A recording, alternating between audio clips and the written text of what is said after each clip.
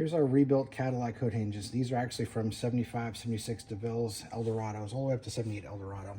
But what we really wanted to show you is that every single rivet has been replaced. And that's why these aren't painted, finished, powder coated, plated, anything. This way you can see that every single rivet has been replaced. There's quite a few on here. So that's one of the main things that you have to worry about when you buy rebuilt hood hinges. Our rebuilt hood hinges are always in stock. Every time you have a problem with your hood hinges, you don't want to wait 2 weeks, 3 weeks, 4 weeks, 6 weeks or better during car show season. And worst case scenario, you can actually, bend these, twist these, break them, or your hood goes right into your fender.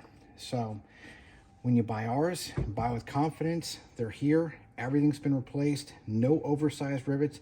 Any oversized rivet that they put, especially here, will lead to a thinner material on the arm, and then the arm will physically crack. And again, the hood will come down on one side as you're trying to push it down, ruin the fender, ruin the finished paint, ruin the hood, etc.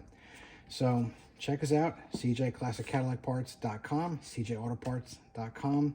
Where you buy classic Cadillac parts from matters.